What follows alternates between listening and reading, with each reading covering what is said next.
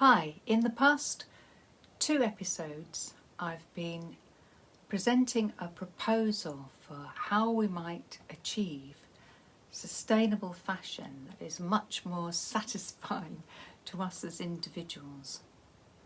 How we might avoid creating the mountains of toxic waste clothing in places like the outskirts of Accra, the capital of Ghana.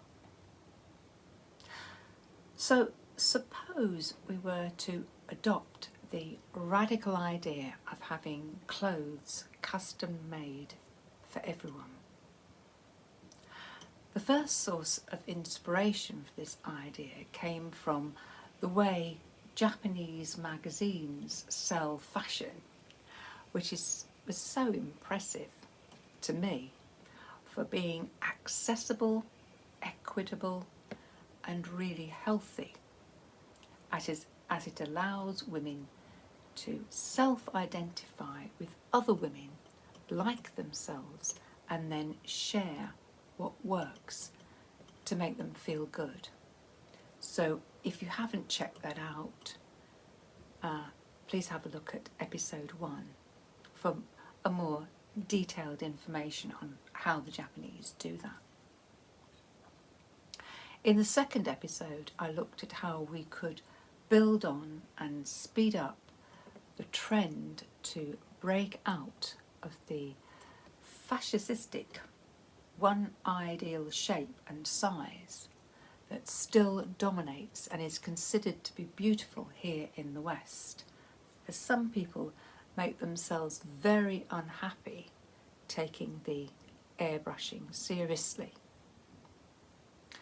The inspiration for how we might go about this came from a book called The Body Shaping Diet by Dr. Sandra Cabot, who says there are basically 4 different body shapes for a woman to self-identify with: lymphatic, android, gynecoid and thyroid, through the hormones that influence body's shape.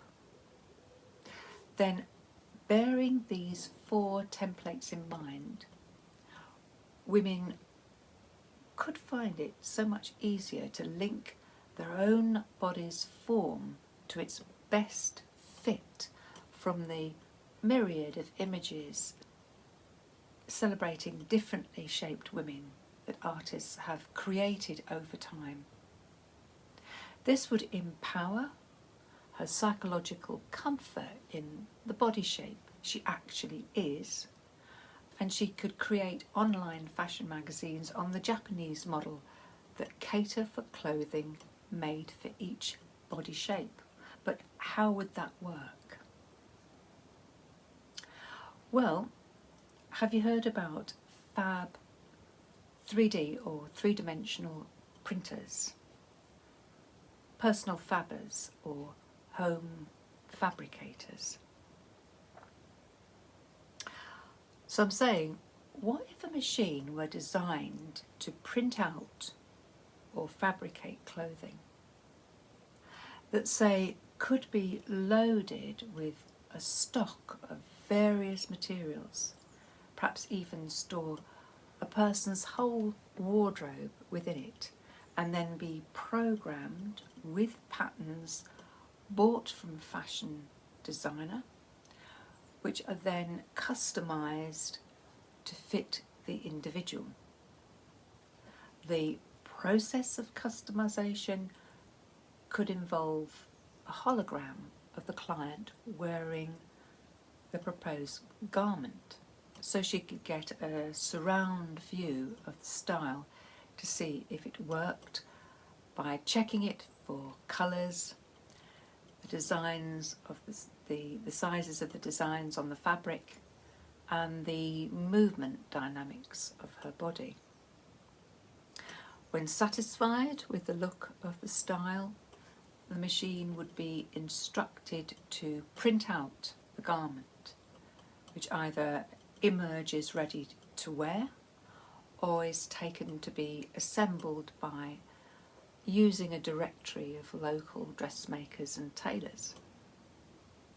I guess you could call it, such a machine, the Make a Garment store, or perhaps Blingo box, as that sounds more catchy. Perhaps a fashion designer could make just one example of a garment, and then people would pay just for its template. The Make a Garment store could scan this template, and then after customising it, be instructed to draw from its store of materials to remake or refit clothes. So when you want something to wear, you call up a template, customised to your size, and then press fabricate. Going back to the Japanese model of fashion magazines, where I suggested that niche markets could be created for the 4 basic body shapes I've described earlier. If you hold that thought, I would like to propose a further technological innovation for our smartphones, because I'm guessing someone is already working on how to move them on from being 2D to an option for stuff to jump off the screen in 3D holograms. And fashion sites would jump at the chance to present their styles automatically customised to the body shape of each person that views. One might call it a fashion mag's genie.